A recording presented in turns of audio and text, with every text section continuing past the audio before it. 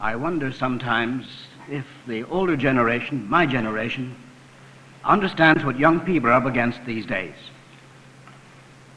In Arizona, I visited an old people's retirement home, some of them very successful in business, and found to my surprise the majority of them had not been through high school. Whereas today we find young people not only going up through high school, but going through university, and they face a totally different set of problems. So if my friends of my own generation will forgive me, I'm going to speak directly to the young people here, high school and university age, and young people out in business. If the older people want to listen in, that's all right. I don't mind. But I'm going to speak primarily to the young people.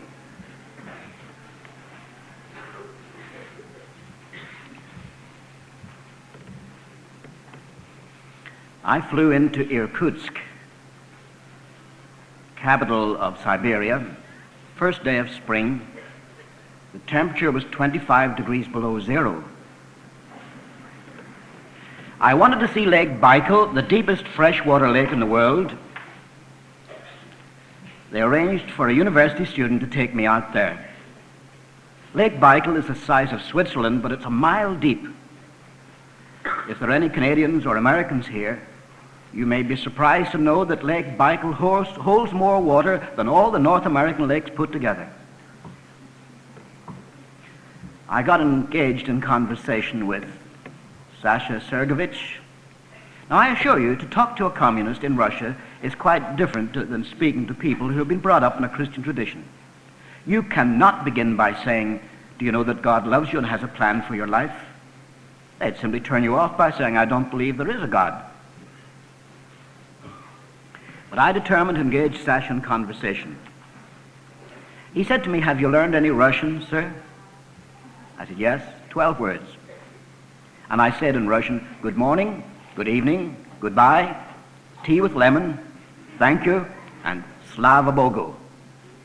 Slava Bogu? He said, where'd you learn that? I said, is that not good Russian? Oh, he said, yes, very idiomatic, but old-fashioned. Now, Slava Bogu is the Russian way of saying, praise the Lord. Actually, it means glory to God. They just say, glory to God. Slava Bogu. He said, where did you learn that? I said, I learned that from Mr. Khrushchev.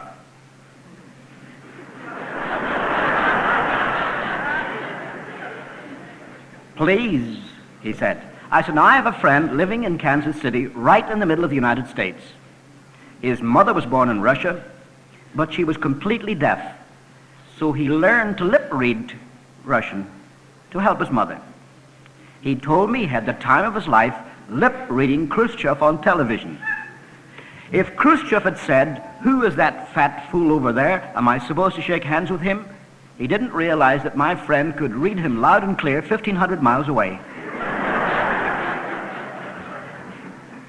On one occasion, someone shouted, how's your health, Mr. Chairman? Khrushchev looked for the Russian speaker, then he beamed. He said, Slava Bogu, pretty good for a man of my years.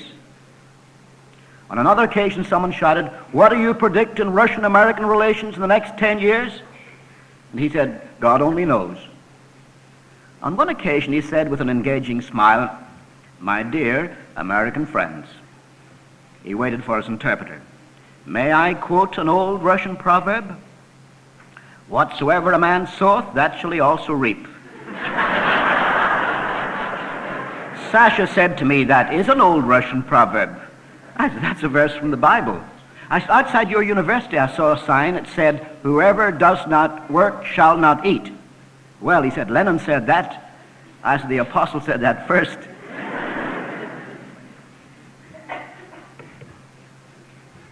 As a matter of fact, I told Sasha, the Chinese communists who hated Khrushchev called him a Bible-quoting clown. He didn't mind being called a clown. He was known to clown. But he didn't like being called a Bible-quoting clown. So he called a conference of foreign newsmen and he said, gentlemen of the press, I want to assure you that I am an atheist. An Englishman said rather dryly, you do talk a lot about the Almighty, sir, for an atheist. Khrushchev didn't like being contradicted. He said, "Do I have to tell you twice? I'm chairman of the Council of Ministers of the Soviet Union, and I am an atheist." A Frenchman said provocatively, "How do we know you're not a secret believer?" Khrushchev lost his temper. He said, "Will you listen to me?" He said, "God knows I'm an atheist."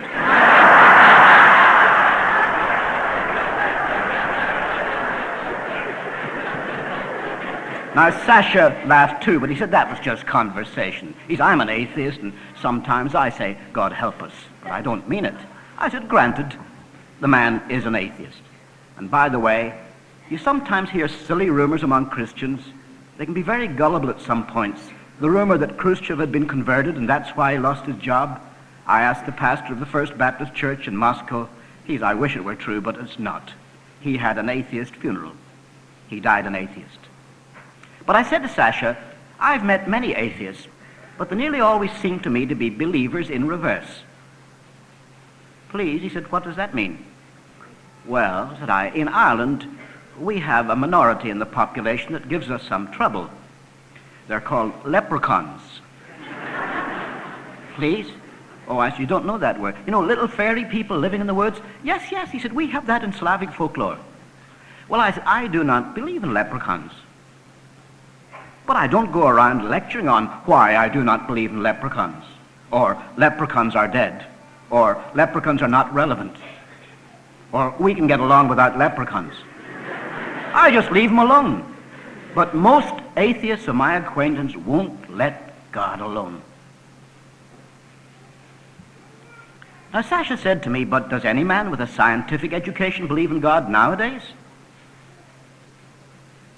I said, "Do you have a scientific education?" "No, sir." He said, "I'm a language major, but I've studied some science." I said, "Me too. I did my master's degree in geology, which is a very exact science.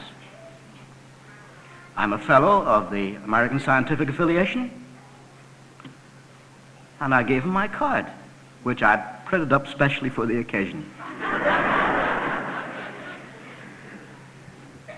I said, "Sasha, I wasn't aware of any scientific argument against God." He said, "Are you serious?" I said, "Yes." "Sasha," I said, "would you agree that the 70 years past, scientists have discovered hundreds of thousands of facts?" "Yes." I said, "Name one that contradicts the idea of God." He didn't answer. So then I said, "Would you agree this past 70-odd years, scientists have propounded thousands of theories to explain the facts?" "Yes." I said, "Could you name one that contradicts the idea of God?" I said, "Some have been scrapped, some are in suspense, but others are accepted everywhere. Would you agree, Sasha, that the American space program and the Russian space program are based on the same scientific theories?" He said, "Exactly." I said, "Now name one commonly accepted theory that contradicts the idea of God." Again, he didn't answer, so to tease him, I said, "How about the theory of gravitation? Does that contradict the idea of God? Because if it does, how do you account for the fact that Sir Isaac Newton, who propounded the theory, believed in God?" "Oh, sir," he said, "that was 300 years ago. Everybody believed in God then." I said, "Well, take the 20th century. We think Albert Einstein was perhaps the greatest scientist of the 20th century. He taught the theory of relativity. Does that contradict the idea of God? Because if you say it does, I'm going to ask you, how do you account for the fact that Albert Einstein, in his way, believed in God?" I was disappointed with Sasha. You'd get a far better run for your money at the University of California or the University of Melbourne. I remember an angry student getting up at UCLA. He said, "What about the steady-state cosmology?" I should stop and explain. That's the idea that the universe is eternal, that somewhere or other it's manufacturing its own hydrogen and renewing itself, never had a beginning, therefore you don't have to have a creator. I replied, the only answer I can give is the Encyclopedia Britannica says this interesting speculation to date has produced no observable evidence. And that's a devastating thing to say about a scientific theory. Nothing supports that idea. I was coming down from Forest Home in the conference grounds in San Bernardino Mountains in California when a Baptist girl said to me, "You made it far too easy." I said, "What?" She said, "You said no commonly accepted theory contradicts the idea of God." She says, "What about the theory of evolution?" Now she says, "Don't tell me it's not commonly accepted, because I'm having a bad time in biology." I said, "It's taught in university, in college, in senior high, junior high school, grade school, kindergarten. But who says it contradicts the idea of God?" "Well," she says, "doesn't it?" I said, "Does it?" "What textbook do you use?" "Oh," she says, "we have a book called Elements of Biology by Paul B. Weiss." I said, "I know the book. It's published by McGraw-Hill, 1961. On page 434, it says, "To the religious person, only the way God operates and not God as such is in question." Christians love to argue on the wrong ground. Now, when I teach in Fuller Theological Seminary, theological students, I talk to them about the various theories of creation and evolution, and what a Christian can believe and what he cannot believe. But when I speak to an unbeliever, and he says that the theory of evolution discredits the idea of God, I have to contradict him flatly. I was speaking at Purdue University in Indiana when a priest who had lost his faith, was now teaching, said to me, "Well, I gave up my faith in God because evolution provides a viable alternative." I said, "You must be kidding." He said, "Why not?"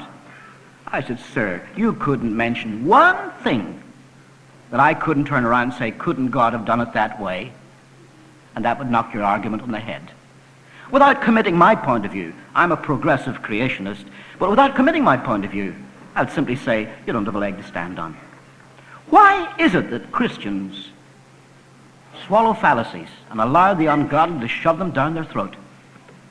Well, I can tell you. There was a fellow in San Fernando writing his PhD thesis on alcoholism. Now, you know, to get a PhD, you must make a contribution to knowledge. In high school, if you're asked to write a paper on alcoholism, you go to the public library, get a few books, skim through them, get the main ideas, write it in your own words, that's important in high school, and hand it into your teacher. Your teacher may say, "This student seems to have grasped the main idea, all right, here's an A." But not a PhD. You must add to the field of knowledge.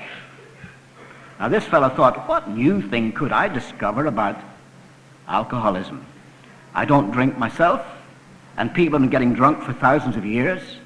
Then the thought occurred to him, if I could discover the common denominator in drunkenness, perhaps I could discover the cause of alcoholism. His supervisor said, "That's a good idea, work on it." He didn't drink, but he found an old fellow on Skid Row who was willing to do all the research for him for nothing but the raw materials. On Monday, he got drunk with whiskey and soda. On Tuesday, he got drunk with brandy and soda. On Wednesday, he got drunk with gin and soda. On Thursday, he got drunk with rum and soda. On Friday, he got drunk with vodka and soda. My friend said, "What makes him get drunk? Must be the soda."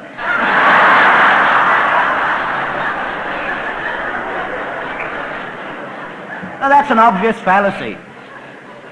Yet Christians, not only communists in Siberia, but Christians in California or Victoria, swallow fallacies like that.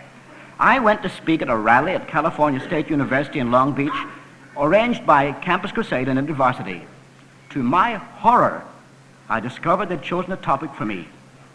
Sometimes students pick a topic without consulting their visiting speaker. I was to speak, and the topic was on the podium, on God versus science. I looked around for the chairman. There was a gray-haired man standing nearby, so I said, "Are you chairman of this meeting?" He said, "Yes." I said, "What is your department?" He said, "I'm professor of physics." I said, "I'm the speaker." He said, "Oh." I said, "Sir, when you introduce me, would you change that topic? I'm not going to speak on God versus science. There's no contest." Yet the average Christian has a sneaking idea that somehow or other science is his enemy. I never forget what Martin Lloyd-Jones said to me once. Never forget it when he said, "All truth is on our side. All truth is on our side." Now, even at this minute, some people may say, "Well, what is he giving us now? Is this the gospel?" Let me quote a verse of scripture to you from the Apostle Peter. Always be ready to give a logical reply to the one who asks you for a reason of the hope you have within you. Should I do that? When I meet students in university, when I speak to students in high school, should I be ready to give them a logical reply? Some Christians, they know they're saved by faith, think it excuses them from thinking from then on. I think we ought to be ready, and we should prepare our young people to meet these challenges.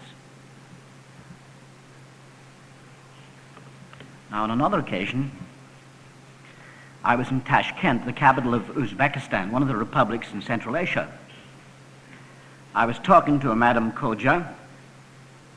Her parents were Muslim, so when I engaged her in conversation, she said, well, I'm not so foolish to say that science contradicts the idea of God. But science explains everything. That makes the idea of God quite superfluous. I said, science explains everything? Well, she said, it's on its way to explaining everything. I said, now granted, science does explain many things that uneducated people have attributed to God. When I was 4 years of age, I heard the thunder roll. I thought God was moving his furniture upstairs. I don't hold that view today. But does science explain everything? You come into my kitchen and you say, why is the kettle boiling? I reply, the kettle is boiling because the combustion of the gas transfers heat to the bottom of the kettle, which being a good conductor transfers to the water. The molecules of water become more and more agitated. They spin around. They make a singing noise. They give off water in the form of steam, and that is why the kettle is boiling. Then my wife comes into the kitchen. You say, Mrs. Orr, why is the kettle boiling? And my wife replies, because I'm going to make you a cup of tea.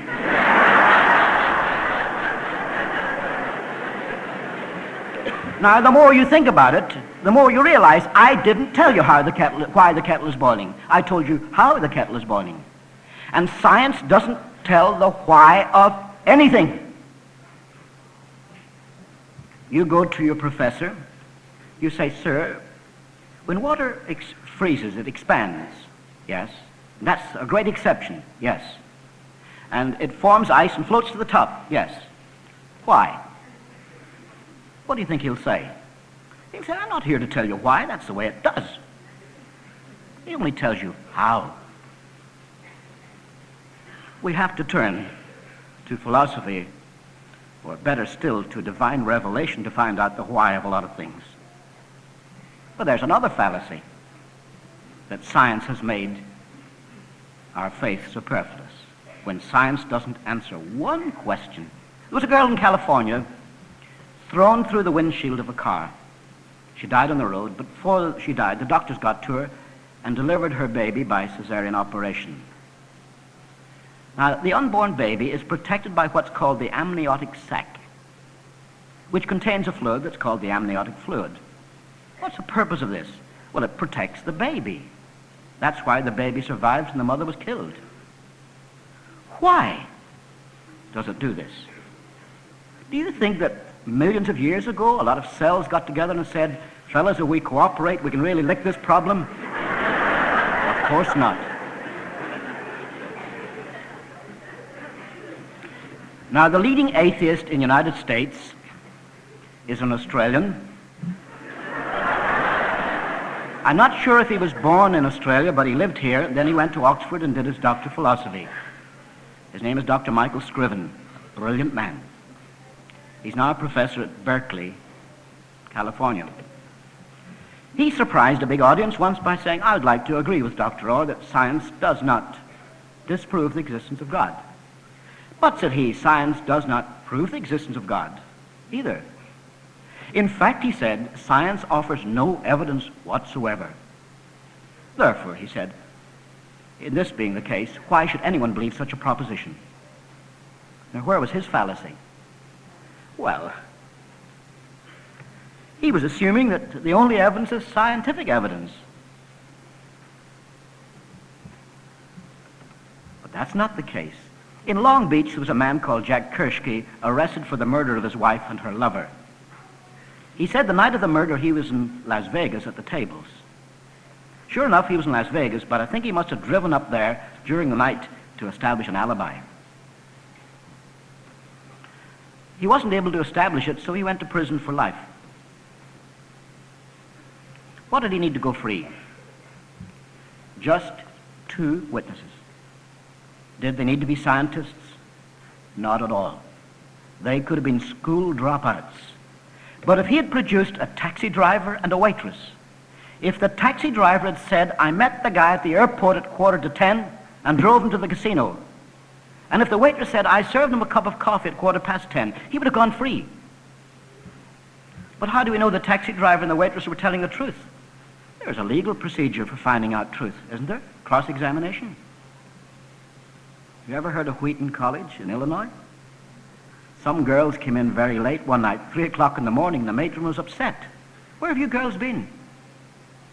Oh, matron, we had a flat tire. Well, how could the matron say, no, you didn't? The matron said, well, all right, girls, before you go to bed, Mary, would you sit here? Jean, would you sit there? Josephine over here? Lily, here. Now take a piece of paper and write on the paper which tire went flat.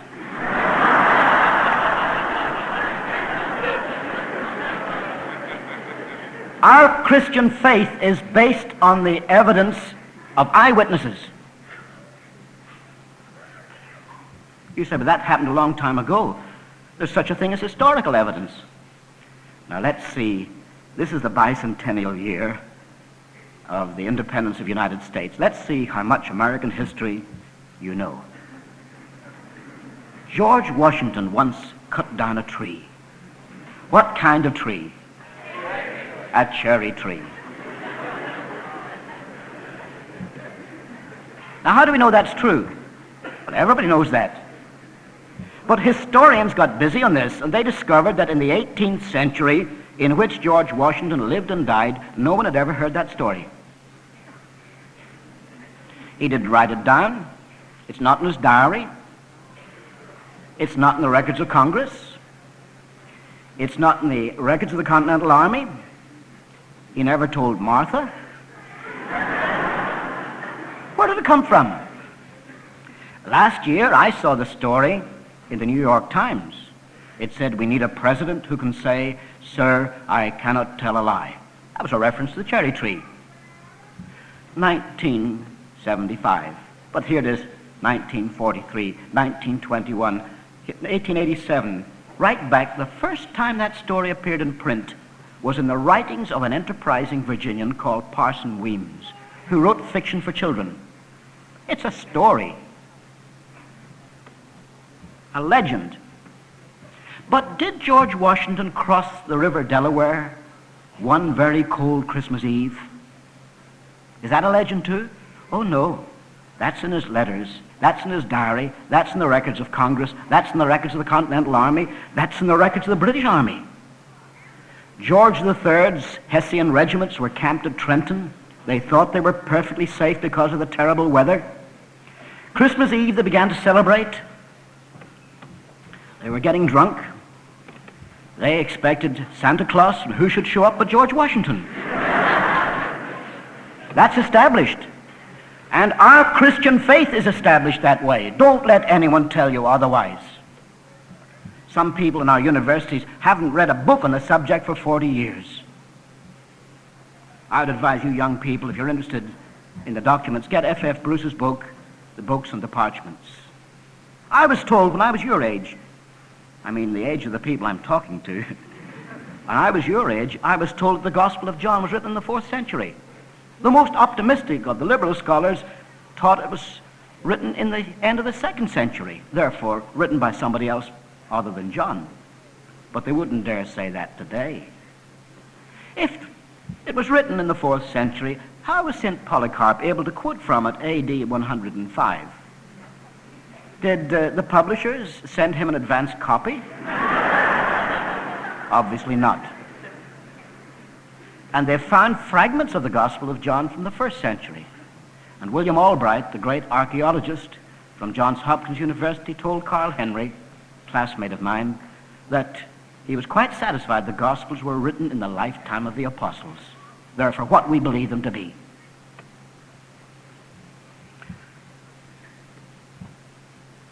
I told my friends in Russia of what happened to me when I was a chaplain A pilot came to me in New Guinea, and he said very cheerfully, "Chaplain, I approve of the good work you're doing, but I don't believe in it." I said, "What do you mean by that?" "Well," he said, "some GIs get scared during an air raid. They need a little bit of religion to help them through. But I'm an atheist. I don't believe there is a God, so I don't need any religion to help me." I said, "Are you really an atheist, or are you just talking?" He said, "I'm an atheist. I say there is no God." I said, "Could I ask you a couple of questions?" He said, "Certainly." I said, "First of all, do you happen to know everything?" He said, "Are you kidding?" I said, "No, I'm serious." Well, he said, "Of course I don't know everything." He said, "Albert Einstein said that scientists are on the fringe of knowledge." He said, "I'll be modest. I'll admit that I'm on the fringe of the fringe." I said, "Good. Now, the second question is this. If you don't happen to know everything, is it conceivable that God could exist outside what you know?" He said, "Come again?" I said, "How much do you know?" "How much what?" "Knowledge." "In relation to what?" "Total knowledge." "Would you settle for 10%? He said, "Don't be ridiculous." "Less than 1%. I said, "Call it 1%. If you know only 1%, is it conceivable that God could exist outside your 1%? "Well," he said, "theoretically, yes. As you're a remarkable atheist. 5 minutes ago you said there is no God, now you say there could be one. Why don't you make up your mind?"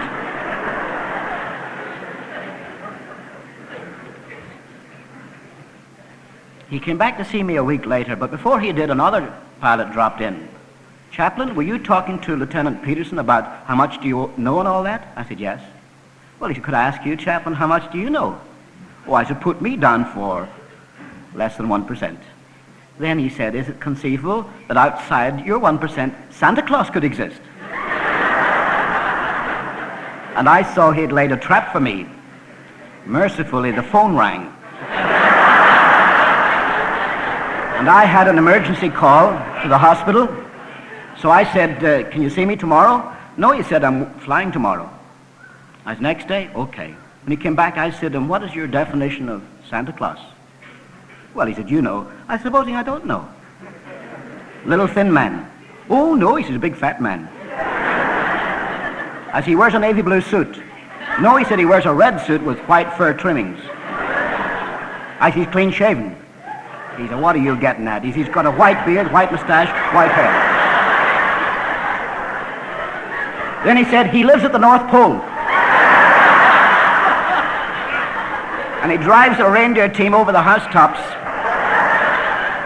And he comes down the chimney and he fills kids' stockings with toys. "Okay?" I said, "Okay."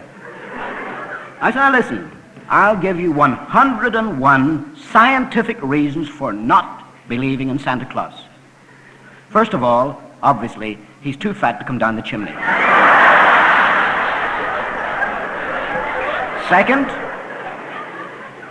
to drive a reindeer team over the housetops would be like trying to ride a bicycle to the moon. It's rather difficult to work up the velocity. He doesn't live at the North Pole." But I said to him, "What's your definition of God?" He didn't answer. I said, "God is the only infinite, eternal, and unchangeable Spirit, the perfect being in whom all things begin and continue and end. There is no argument against that, none whatsoever." By the way, I was very surprised to find my friend Michael Scriven using the Santa Claus argument. You can shoot it full of holes. Now, the other pilot came back and he said, "Chaplain, I've been thinking." I said, "Congratulations."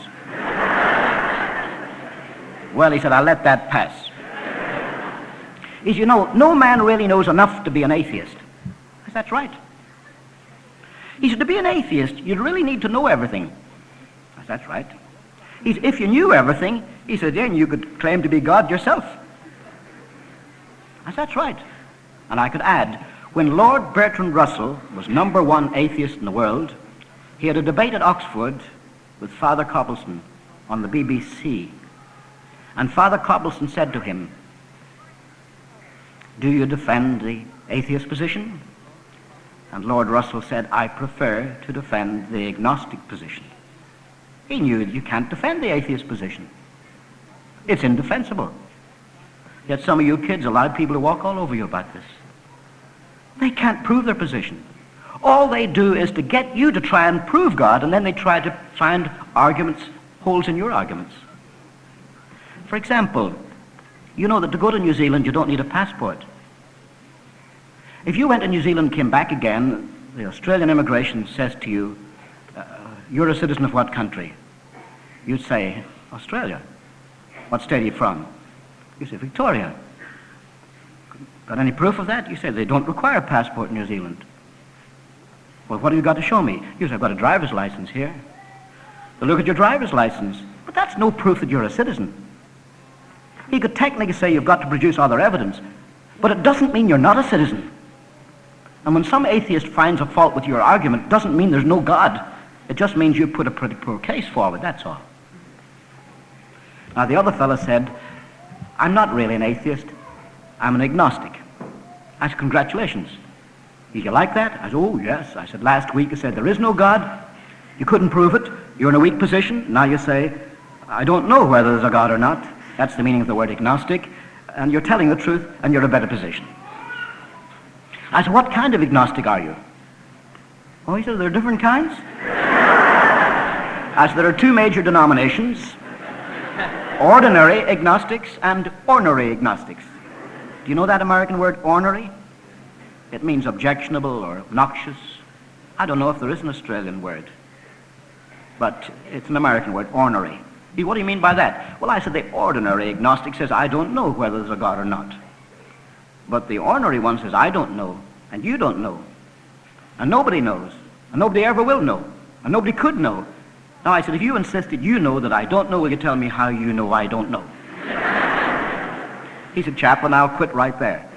I'm just a plain, ordinary agnostic. So I said, congratulations. He seemed to resent my congratulations. He said, what about the arguments for agnosticism? I said, there aren't any. Oh, come on, he said. Professor Julian Huxley is a very brilliant man, and he's an agnostic.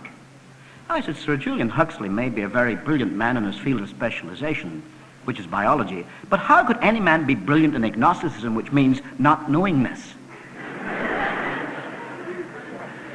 Let me illustrate. Supposing I ask these two young ladies in front of me, what is your favorite subject? In classroom, that would be.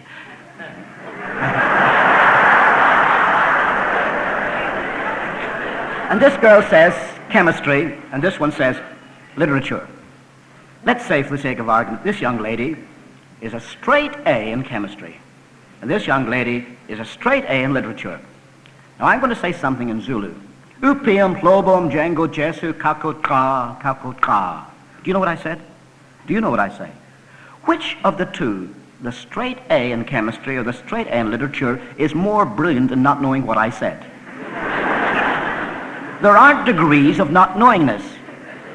If you don't know, you're disqualified. And the next time someone tells you, I'm an agnostic, you tell them, that means you admit you're disqualified. You don't know. But let me tell you how I know.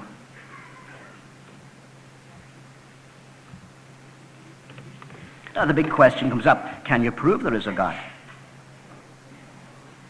You go to our theological seminaries and colleges, they'll say, no, you better give up on that. It's by faith. But I'm going to make so bold to say, yes, you can prove. You can prove there is a God. But before I conclude, I think because it's a cold night and those are hard benches, we'll take just 1 minute break. I'm going to ask Fred Levitt if he will lead you in singing a verse of a hymn I wrote this day 40 years ago at Narrawakia, New Zealand. Do any of you know it? Search me, O God, and know my heart today. Could you play it for us and lead us in that first verse? All stand up. You can tramp your feet or do anything you like.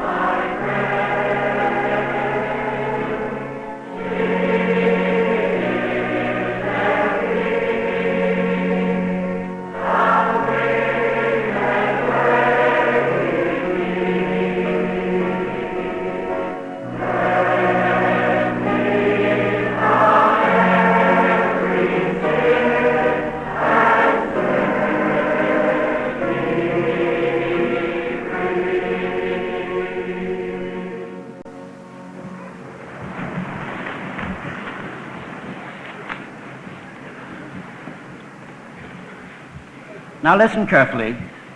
And again, I'm speaking specially to the young people who are bound to encounter these problems in a way that older Christians never will. To prove there is a God, if that means logical entailment.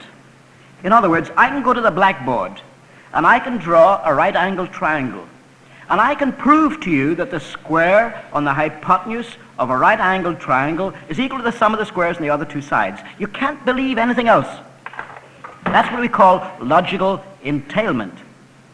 If that means proving God that way, you can't do it. But if it means you can prove for yourself there is a God and be perfectly satisfied and know it for the rest of your life, you certainly can prove the existence of God.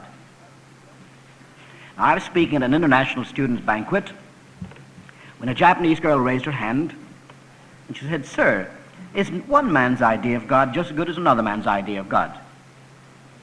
I said, "To answer your question, I'll have to ask one. As I was married in Africa more than 30 years ago. What do you think my wife looks like?" She was taken aback. She knew that in North Africa you have Arabs, in South Africa there are 3 million Europeans, in Central Africa there are Pygmies, in West Africa there are Negroes, East Africa there are Bantus. So she said, "I don't know." I said, "Have a guess." She said, "I could never guess." I said, "Come on now, I'm not going to give you a mark for it. Have a guess." "Well," she said, "is she brunette?" She was playing it safe. I said, "What else?" "Dark eyes." I said, "What else?" "Short." I said, "Why short? She's shorter than you?" She was still playing it safe. I said, "You're sure of this?" "No," she said, "I'm just guessing. You told me to guess." I turned to another fellow. I said, "What do you think my wife looks like?" "Well," he said, "just to be different, I'll say she's blonde, blue-eyed, and the same size as you." I said, "You're sure of this?" "No," he said, "I'm guessing too." I asked another fellow. Well, finally I said, "Can we get together? Do we all agree that her idea is no better than his idea? That what he said is no more valid than what he said?" And we all agreed. We got a consensus. I turned back to the Japanese girl and I said, "Would you like to know what my wife looks like?" She said, "Please." As her parents were Norwegian. She's a natural blonde. She has gray-blue eyes. She spent 18 years in the African sun, so she has freckles. She's 5'5" in her stocking feet. She weighs 125 pounds, which is the same weight that she weighed when we were married. In fact, that's what I weighed too, so we took turns to carry each other over the threshold.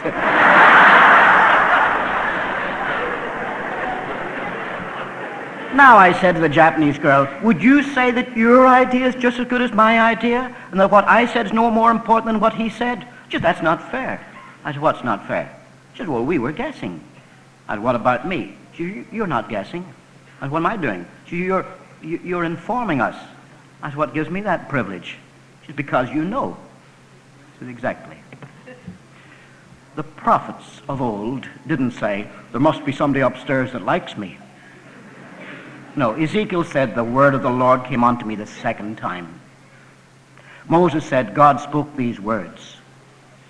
David said, "Though I walk through the valley of the shadow of death, I will fear no evil." So I said, you can believe it or not, but you have to admit they weren't guessing. They weren't speculating. They were not philosophizing. They claimed to know. I said, "By the way, why did you believe me when I told you my wife was 5'5" and had freckles and so forth?" "Well, you had no reason to doubt you, sir." Well, I said, that's another point. The men that told us about Jesus Christ laid down their lives for him. And the highest revelation we have, the unsurpassed revelation of God, is in Jesus Christ. He said, "He that hath seen me hath seen the Father." This is not guessing. This we know. But as you have the privilege of accepting it or rejecting it. But you said, "How do you know, sir?" Oh, I said, "We read a little book called the New Testament." "Yes, but you said, I'm a Buddhist, or at least my folks are." She said, "I don't know what I really believe." But you said, "In the Buddhist religion, we've got legends, you know." As for example, well, the Buddha's mother was an Indian princess. That I can believe. but they say that his father was a white elephant. That I find difficult to believe.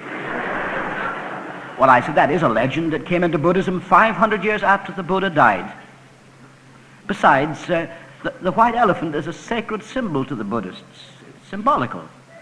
One of the titles of the king of Thailand is the keeper of the white elephants.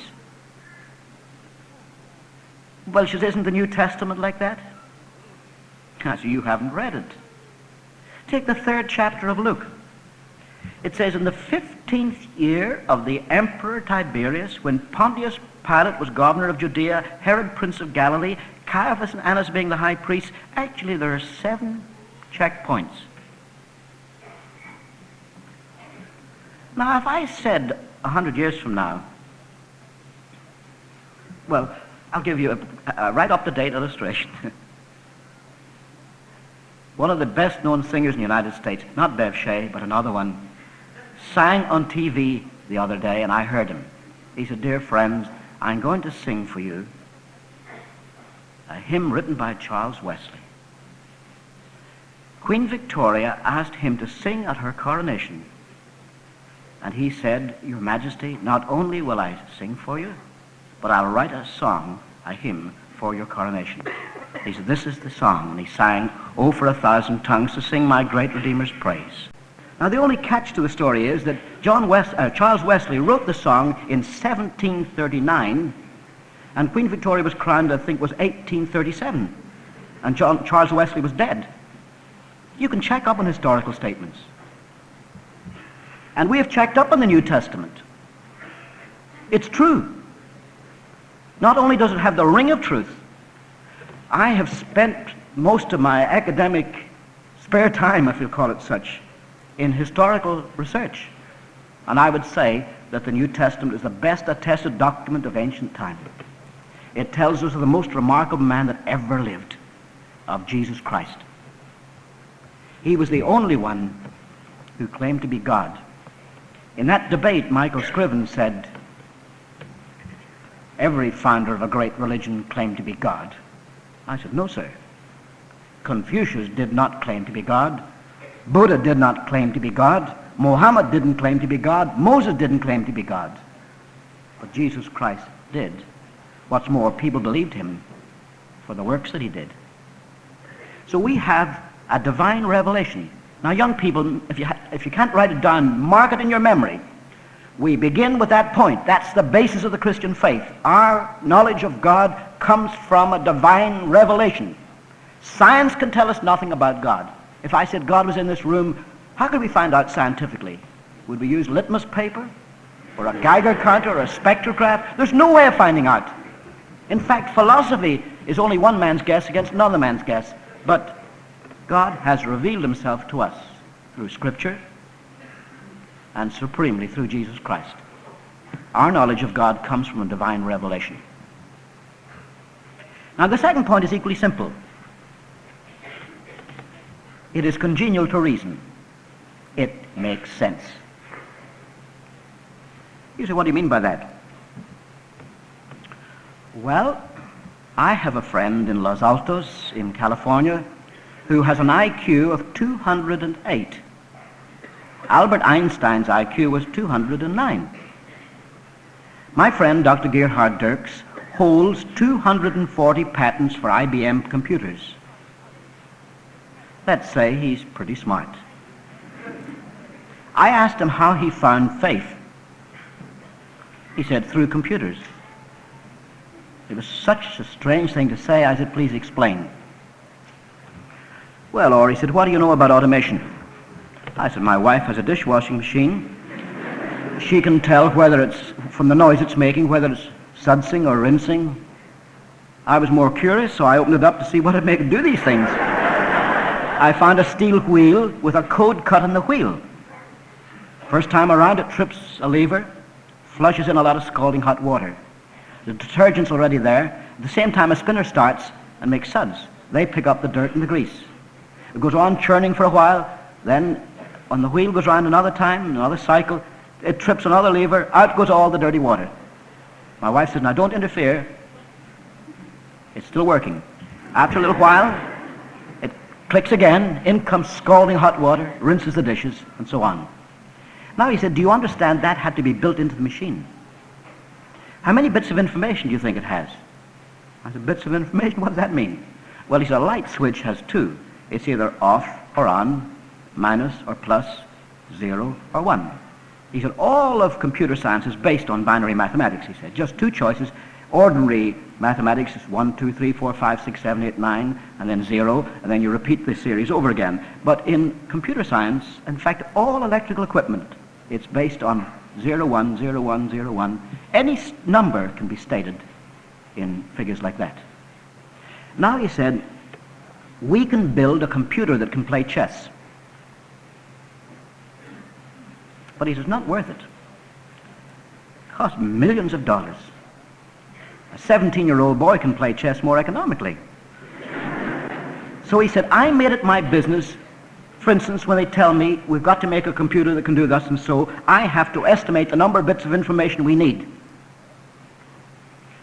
He said, I tried to work out the number of bits of information for the human brain. He said, it's utterly staggering. In fact, he said, it's so fantastic. I thought, well, chance won't explain this. What's the alternative? When I thought of providence, he said, it wasn't long before I found God through Jesus Christ. Dr. Gerhard Dirks is a member of the Christian Business Committee of San Francisco. There are many scientists like that. Not all of them, but not all taxi drivers are Christians either. Now this intrigued me. My son David, being a preacher's kid, was somewhat of a nonconformist. You know, it's awful hard on preacher's kids. Everybody expects so much of them and so forth.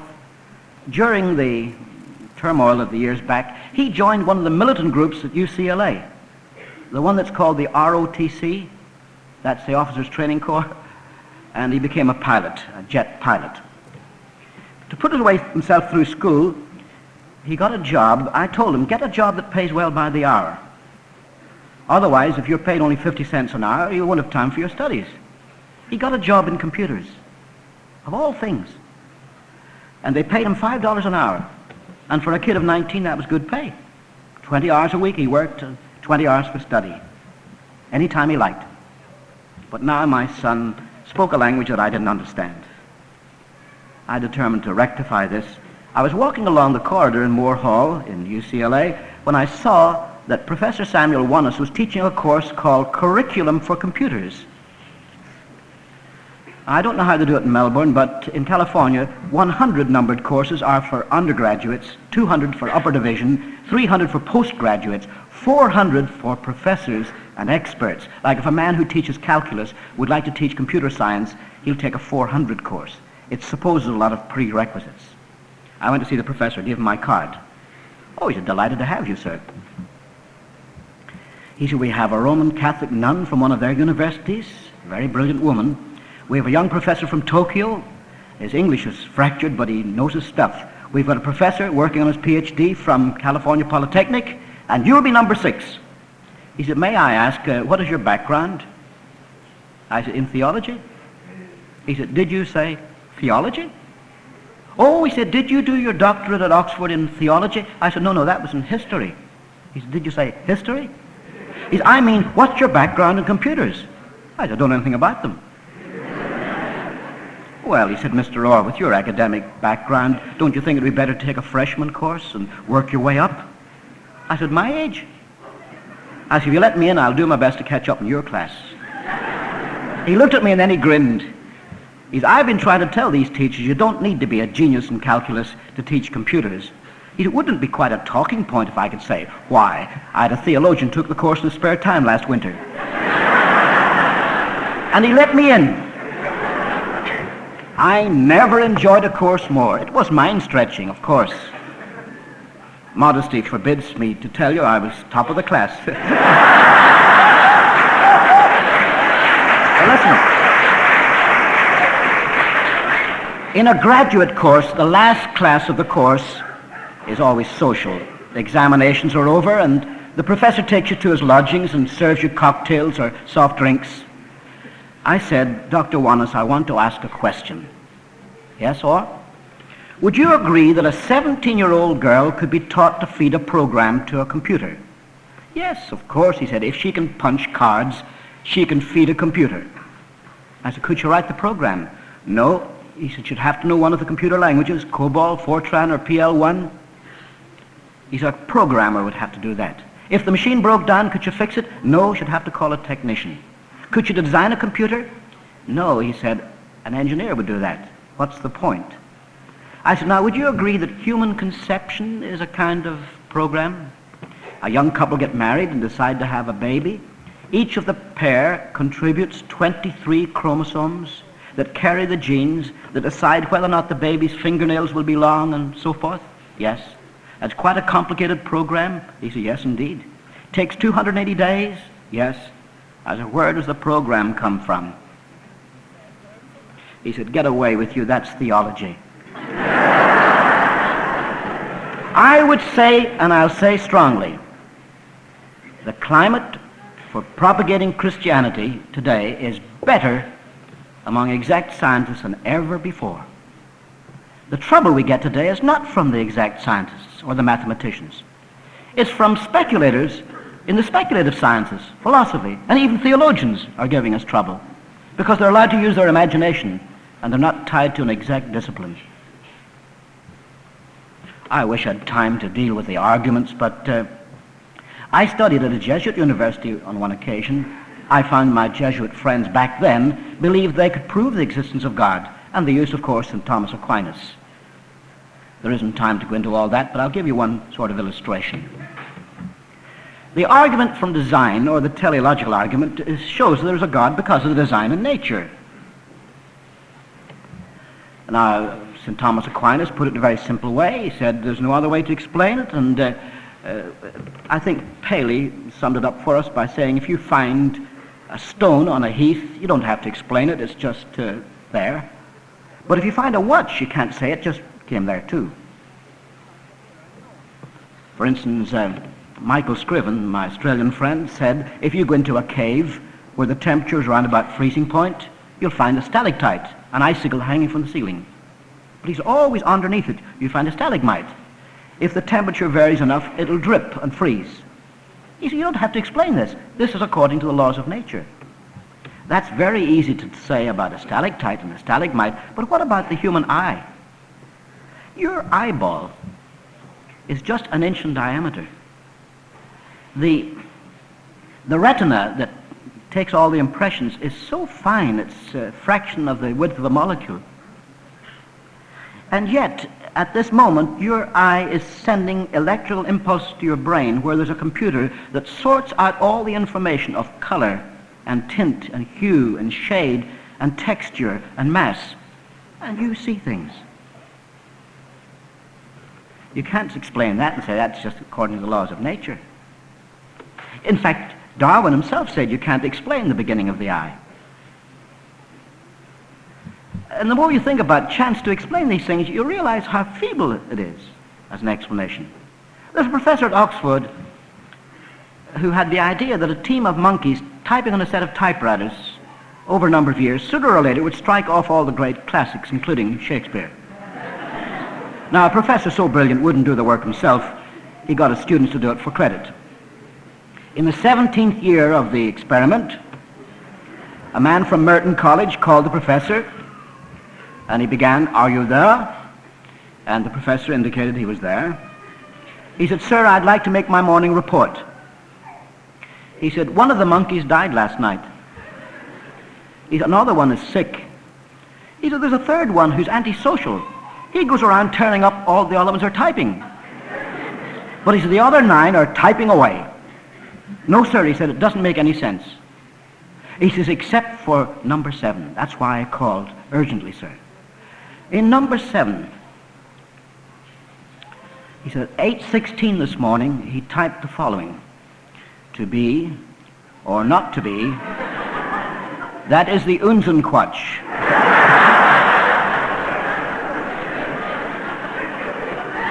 Now, I only mention this because I want to show you what we call the repugnance of chance. You can't show the impossibility of chance, but you can show that it's repugnant to sense.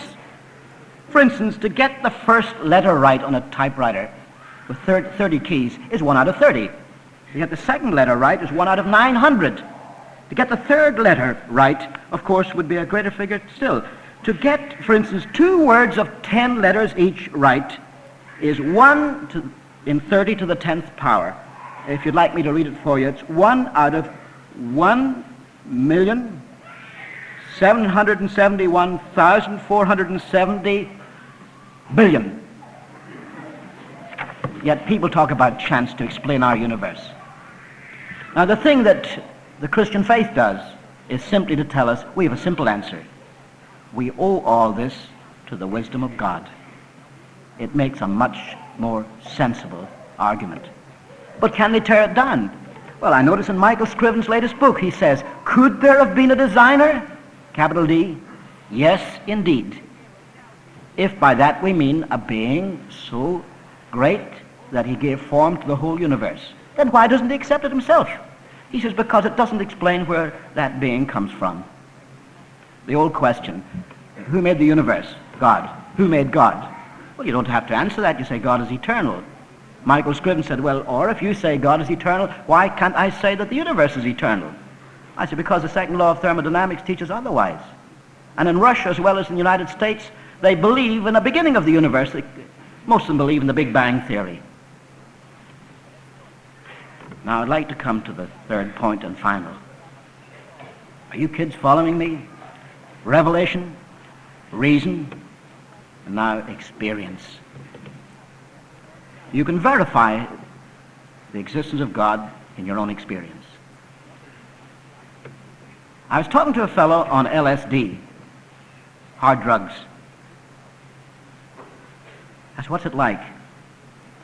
Man, he said, you're out of this world. It makes blue a deep blue. It makes red a vivid scarlet. He said, you know when you fool around with the color in television? That's what it does. He said, sometimes you feel as if you're going way up into the sky, other times you feel as if you're coming down on a roller coaster. Man, he said, it sharpens all your perceptions. You're out of this world. I said, you mean you're out of your mind? Well, he said, it could be dangerous. I said, it's caused murder, suicide, rape, robbery, all sorts of bizarre behavior. And as far as sharpening your perceptions is concerned, a fellow here at UCLA thought he was a bird. He was on an LSD trip. Jumped out of a 5th-story window. Instead of going up like a bird, he came down like a rock. He landed in a thorn bush. That sharpened all his perceptions. Now listen, I have never taken LSD in my life, but I believe it causes hallucinations. You? Why? Because there's enough evidence. Enough people have experienced it.